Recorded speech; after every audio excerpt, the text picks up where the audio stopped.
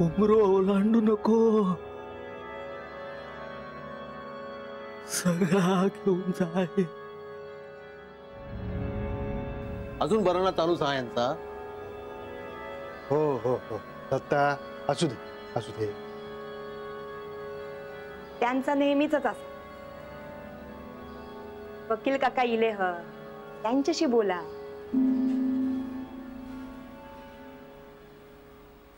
काका 13वा झाला. तुम्ही म्हणालेलच ना अण्णांचा मृत्यूपत्र वाचूचा हा.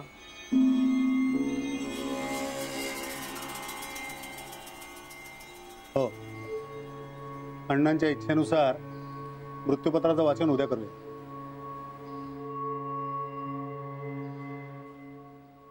उद्या? पण उद्या तर आम्ही निघणार आहोत.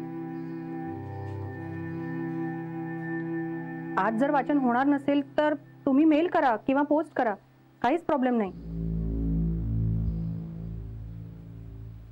पण उद्या आम्हाला निघावंच लागेल. हा हो हो हो. त्यापेक्षा आजच वाचन केलेलं बरा. काय माधव?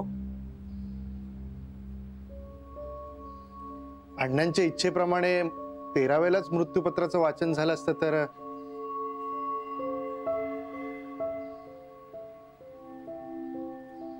हो, तेही खरंच. सगळ्यांसमोर वाचन होऊया ही पण अण्णांचीच इच्छा ना. दत्ता,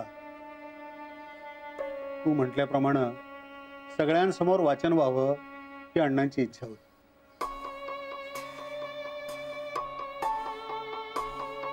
त्याप्रमाणे आज अभिराम नसल्यामुळं वाचन होऊ शकणार नाही. त्याका काय पडलेली हा? त्याका फक्त लग्नाचं बघूच हा त्याच्या. आत्ता इले होते ना, गेलो त्यांच्या मागणं परत.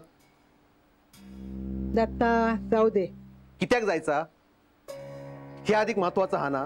वकील काका त्याच्या समोर इले, त्याका कळत नाही का हे अधिक महत्वाचा हा म्हणून? त्या दिवशी पण तो नव्हतोच, बोलावलं ना त्याका. आता नेहमी एका शोधत बसायचं का?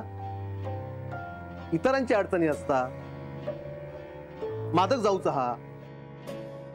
काका, अभिराम येईपर्यंत आपण थांबू शकतो का? त्यांका कित्याक खोळमून ठेवायचा? कामा का कमी असतात त्यांका? आहे अभिरामचा काय त्यात तू बघ.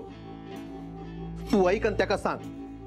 आणि आता काय सह्या करूच्या नसतील लगेच, नाही का काका? नाही, त्या बिया काही करायच्या नाहीत आता. पण अभिराम असता तर बरं झालं असतं जरा. मग असं असेल ना तर वाचन कधीच होणार नाही हा.